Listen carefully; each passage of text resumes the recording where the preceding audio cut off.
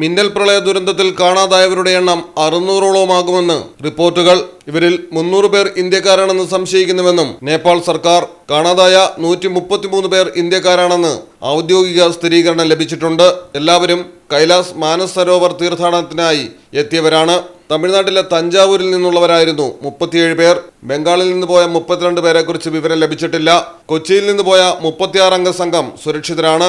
21 ഇന്ത്യക്കാരെ നേപ്പാൾ സൈന്യം രക്ഷപ്പെടുത്തി. എന്നാൽ കാണാതായവരുടെ കണക്ക് 750 പേരോളം ഉണ്ടാകുമെന്നും 100-ലേറെ പേർക്ക് പരിക്കേറ്റതായും രാജ്യാന്തര മാധ്യമങ്ങൾ റിപ്പോർട്ട് ചെയ്യുന്നു.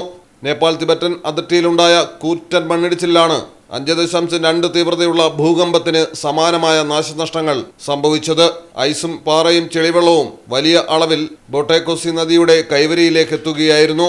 ഇരച്ചെത്തിയ പ്രളയജലത്തിൽ റസുവ, ദാഡിംഗ് ജില്ലകളിൽ വൻ നാശനഷ്ടമാണ് ഉണ്ടായത്. വീടുകളും കെട്ടിടങ്ങളും അടക്കം പ്രളയജലത്തിൽ തകർന്നൊഴുകി. റോഡുകളും പാലങ്ങളും ഹൈഡ്രോ പവർ പ്രൊജക്ടുകളും തകർന്നു. ചിത്വാനിൽ നിന്ന് 64, ദിഡാങ്ങിൽ നിന്ന് 27, നവൽപറസയിൽ 26, ഗോർഖാനുവാക്കട്ട് തനാഹുനിൽ നിന്ന് 9, റസ്വ 3, വെസ്റ്റ് നവാൽപറസയിൽ നിന്ന് 2 മൃതദേഹങ്ങൾ കണ്ടെടുത്തു. തിബറ്റിലും വലിയ നാശനഷ്ടങ്ങളാണ് സംഭവിച്ചിരിക്കുന്നത്. സൈന്യവും സായുധ പോലീസ് സംഘവും രക്ഷാപ്രവർത്തനങ്ങൾ ഏകോപിപ്പിക്കുന്നു. സഹായത്തിനായി ഇന്ത്യയും നേപ്പാളിലേക്ക് സംഘത്തെ അയച്ചിട്ടുണ്ട്. കര വ്യോമസേനകളും NDRFും ദൗത്യത്തിൽ പങ്കാളികളാകും. രക്ഷാപ്രവർത്തനത്തിന് M117 ധ്രുവ് ഹെലികോപ്റ്ററുകൾ ഇന്ത്യ തയ്യാറാക്കി കഴിഞ്ഞു. കൂറ്റൻ സൈനിക ചരക്കു വിമാനങ്ങളായ C-17 ഗ്ലോബ് മാസ്റ്ററും ചെറിയ റൺവേകളിൽ ലാൻഡ് ചെയ്യാനും പറന്നുയരാനും സാധിക്കുന്ന C-130J ഹെർക്കുലിസ് വിമാനവും നേപ്പാളിലേക്ക് നിയോഗിച്ചു.